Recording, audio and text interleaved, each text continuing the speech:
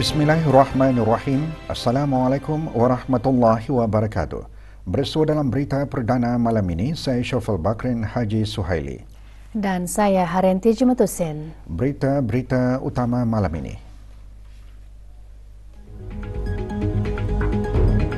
Meruqyah anak bulan Ramadan tahun ini akan dilakukan pada hari Ahad 10 Mac.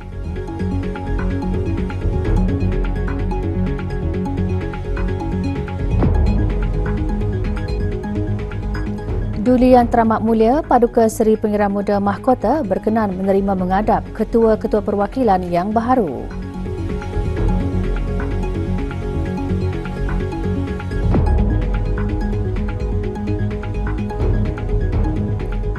Pada menjunjung titah perkenan ke bawah Duli Yang Maha Mulia Paduka Seri Baginda Sultan Haji Hassan Al-Bolkiah Muizzadin Wad Daulah Ibni Almarhum Sultan Haji Umar Ali Saifuddin Saadul Khairuddin Sultan dan di-Pertuan Negara Brunei Darussalam, Mahkamah Syariah Negara Brunei Darussalam memaklumkan kepada orang ramai, terutama umat Islam di negara Brunei Darussalam bahawa Yang Berhormat Yang di-Pertua Majlis Ugama Islam memaklumkan bahawa ketetapan 1 Syaban 1445 Hijrah adalah jatuh pada petang Sabtu malam Ahad 10 Februari 2024. Maka nisfu Syaban jatuh pada petang Sabtu malam Ahad 24 Februari 2024. Berikutan dengan itu, ketetapan bagi meruqyah anak bulan Ramadan akan dilakukan pada petang Ahad 29 Syaban 1445 Hijrah bersamaan 10 Mac 2024 di Menara DST Lebuh Raya Tunku, Taman Rekreasi Tanjung Batu, Kampung Sabun dan Bukit Agot Jerudong bagi daerah Brunei dan Muara, Bangunan Hilal Bukit Ambung, daerah Tutong dan Bangunan Hilal Bukit Lumun, daerah Belaid.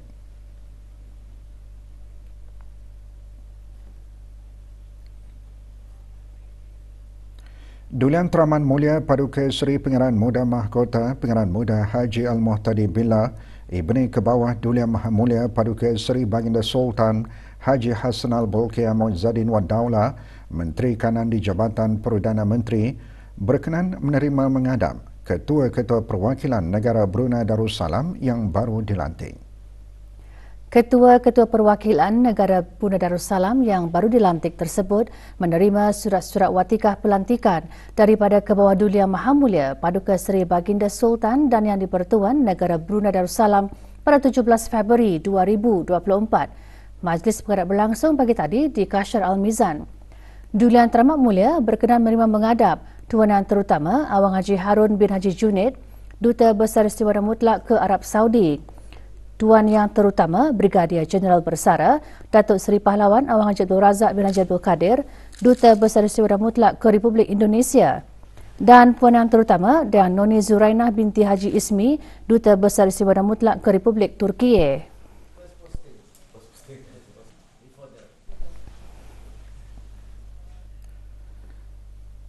Majlis Kesyukuran Sembahyang Fardu Maghrib berjemaah membaca surah Yasin dan doa kesyukuran sempena sambutan ulang tahun Hari Kebangsaan Negara Brunei Darussalam ke-40 akan berlangsung lewat petang esok dengan tumpuan utama majlis di Masjid Umar Ali Saifuddin di Ibu Negara.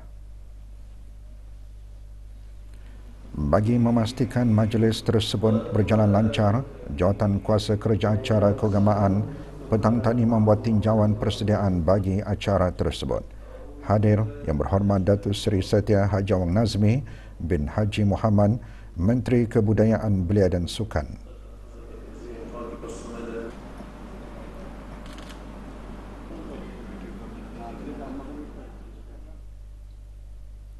Sementara itu, Majlis Kesyukuran sembahyang Fardu Maghrib dan Isyak berjemaah membaca surah Yasin dan doa kesyukuran sempena sambutan ulang tahun Hari Kebangsaan ke-40 juga akan diadakan di beberapa buah masjid tumpuan di keempat-empat daerah.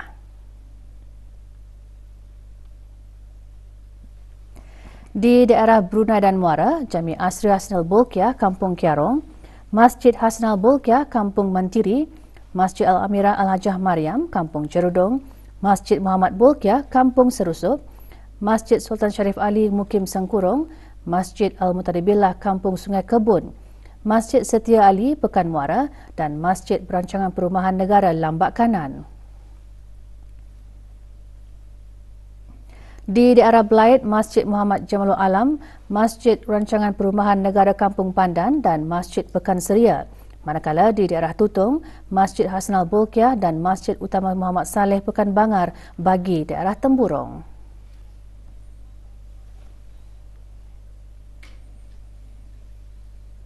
RB melangkah ke arah inovasi dan kecemerlangan melalui pemantapan industri perjalanan udara. Ikuti bahan beritanya selepas ini.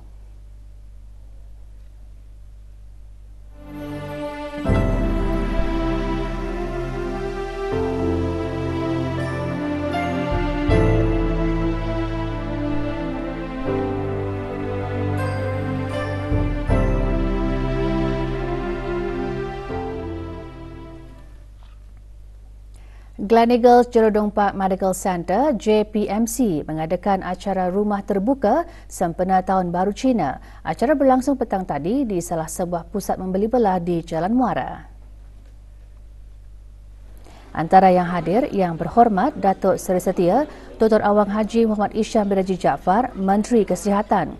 Acara seumpamanya juga diadakan bagi mengeratkan hubungan dengan pihak berkepentingan luar dan kaki tangan Gleneagles JPMC.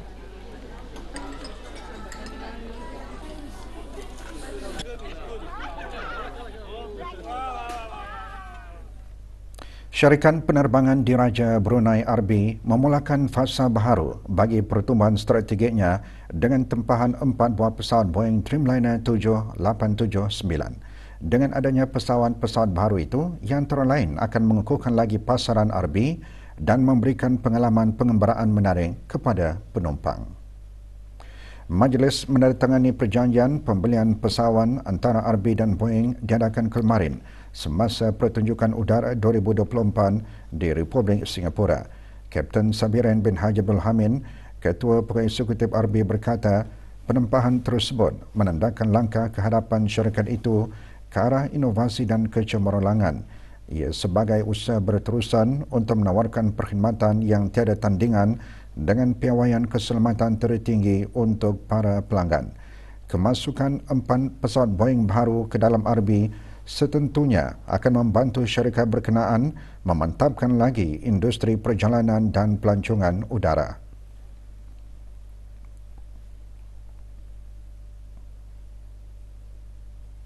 Lebih 130 orang murid menyertai Majlis Khatam Al-Quran program 1 minggu 1 juzuk.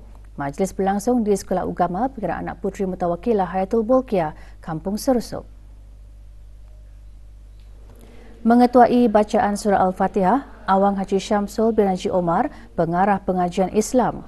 Program 1 minggu 1 juzuk mula diperkenalkan di Persekolahan Ugama pada tahun 2016 dengan tujuan untuk memantapkan lagi pembacaan Al-Quran murid-murid sekolah ugama serta memupuk budaya membaca Al-Quran sebagai amalan harian.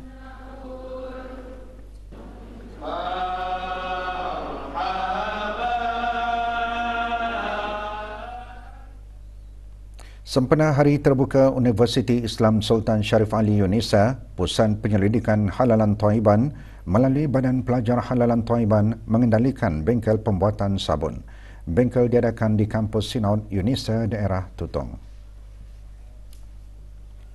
Bengkel disertai oleh mahasiswa dan mahasiswi Pusat Penyelidikan Halalan Thaiban Yunisa dan juga pelajar daripada institusi pengajian tinggi di negara ini. Sebagai salah satu aktiviti Minggu Sains Halal, bengkel dihasrat dapat meningkatkan pengetahuan para peserta mengenai pembuatan sabun di samping sebagai salah satu sumber idea untuk para belia memulakan perniagaan sendiri dengan menghasilkan produk-produk tempatan yang dijamin halal dan diyakini. Menggunakan 3 jenis minyak, iaitu olive oil, palm oil dan coconut oil. So kami juga menggunakan sumber semula jadi, iaitu bunga telang. Selalunya bunga telang ini digunakan untuk pembuatan makanan dan minuman. Tetapi dalam bengkel ini kami gunakan air yang kami perolehi dari bunga telang itu untuk dijadikan sebagai satu bahan pembuatan sabun yang mempunyai banyak kebaikan dan faedah. Perbarisan lalu pada upacara Perhimpunan Agung sambutan ulang tahun Hari Kebangsaan juga akan dimeriahkan dengan pasukan Persatuan Belia dan Komuniti serta pasukan gabungan warga negara sahabat. Lebih 300 orang menyertai pasukan Persatuan Belia dan Komuniti yang antaranya terdiri daripada Majlis Belia Brunei, Majlis Wanita Negara Brunei Darussalam, Majlis Kesejahteraan Masyarakat dan Kumpulan Meraih Berkah. Tunjukkan rasa cinta kita kepada raja, kepada negara dan membuktikan kita adalah bangsa yang taat setia untuk membangun dan menanai titah ke bawah duli Yang Maha Mulia Paduka Seri Baginda Sultan dan juga sebagai rakyat negara Brunei Darussalam. Semangat untuk melihat National Day setiap tahun, bukan saja untuk diri saya sendiri tapi untuk macam kami daripada Majlis Belia Brunei untuk beli-beli yang ada di Brunei masa ini untuk melihatkan semangat kami kepada Brunei. Keterlibatan pasukan gabungan warga negara sahabat mempamerkan kerjasama dan peranan negara masing-masing dalam menjaga keamanan dan kemakmuran bermasyarakat dan bernegara. Kami gembiralah, kami mau celebrate dengan rakyat Brunei. Kami pun duduk sebagai kira rakyat di sinilah. Kami sangat antusias dalam mengikuti Hari Kebangsaan ini, selalunya berada di bandar, jadi kami pun pertama kali yang di stadium ini, jadi sangat spesial lah bagi kami. Persembahan kuaya gabungan warga perkhidmatan awam akan memeriahkan lagi sambutan ulang tahun Hari Kebangsaan. Komitmen padu para peserta membuktikan rasa kecintaan terhadap negara. Para peserta kuaya memulakan latihan intensif sejak awal Februari lalu untuk memberikan persembahan terbaik semasa hari kemuncak nanti. Pembentukan latihan bermula dari segi suara dan juga gerak-gerak yang kami hasilkan untuk peserta. Jadi gabungan ini akan kami garapkan untuk persembahan kuaya tahun ini. Persembahan orkestra juga akan dijayakan oleh ahli pemizing, antaranya gabungan penceragam pasukan polis Diraja Brunei dan angkatan bersenjata Diraja Brunei. Harapkan dapat mempersembahkan yang terbaik, utamanya gabungan orkestra ini sebanyak 4 buah lagu yang akan dipersembahkan mengiringi penyanyi dan kumpulan kuaya. Itu memang indah sabarlah untuk menantikan 24 ni. Pasal kami ready sudah. Satu. Teruja sekali. Alhamdulillah atas latihan daripada cikgu sama coach kami did well lah. InsyaAllah. Mudahan berjalan lancarlah 24 hari bulanan ni. Dalam masa sehari setengah boleh saya hafal lah lagu-lagu atau belajar lagi di rumah. Balik-balik. Walaupun orang macam adalah macam benar-benar jua akan membuat, tapi tidak apa, pasal this is for our country, untuk negara Brunei Darussalam. So menjadi kebanggaan saya lah. Saya berasa teruja dan bangga pada Hari Kebangsaan tahun ini kerana ini baru pertama kali saya mengikuti acara persembahan orkestra. Sementara itu, 2 adik-beradik yang akan turut mewarnai persembahan tema semasa sambutan ulang tahun Hari Kebangsaan menyifatkan penyertaan mereka merupakan satu peluang keemasan yang dinanti-nantikan.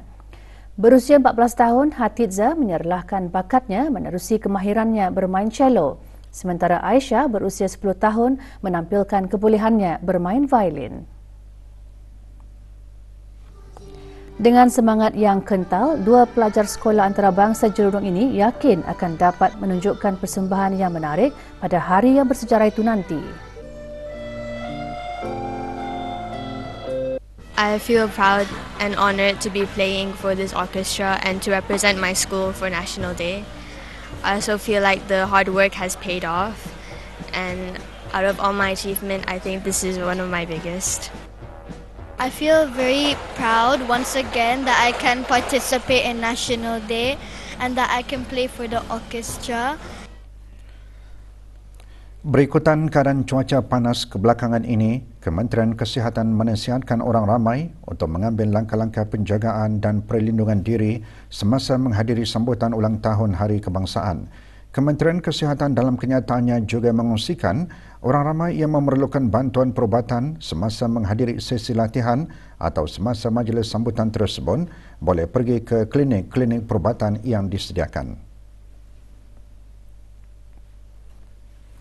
Bagi mengelakkan dan mengurangkan kesan akibat cuaca panas, Kementerian Kesihatan juga menasihatkan orang ramai antaranya untuk menggunakan pelindung matahari bersesuaian, memperbanyakkan meminum air, mengambil sarapan pagi, jangan menghadiri acara jika berasa kurang sihat dan pakai topi yang boleh melindungi diri daripada terdedah secara langsung kepada sinar matahari.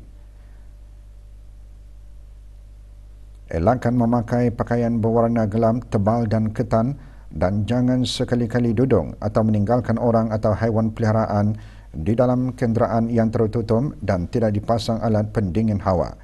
Kementerian Kesihatan dalam kenyataannya juga mengungsikan antara tanda strok haba, suhu badan yang tinggi, merasa pening, kurang berpeluh walaupun cuaca panas, kulit kemerahan, berlaku kekejangan otot atau merasa mual dan muntah. Sebarang perkembangan terkini, layari laman sesawang Kementerian Kesihatan atau mengikuti media sosial rasmi @mohbrunei atau hubungi talian Darussalam 123. Dua operasi penguatkuasa undang-undang di bawah operasi Kabat Jabatan Imigresen dan Pendaftaran Kebangsaan 2024 menyasarkan beberapa lokasi di negara ini. Di Mukim Kilanas, 3 warga negara asing ditahan kerana melakukan bekerja bukan dengan majikan asal dan bekerja tidak mengikut jawatan yang tertera di dalam pasport. Sementara di Mukim Kuala Belait, 2 warga negara asing ditahan kerana bekerja bukan dengan majikan asal, manakala seorang lagi dipercayai mengambil pekerja tanpa pengetahuan majikan asal.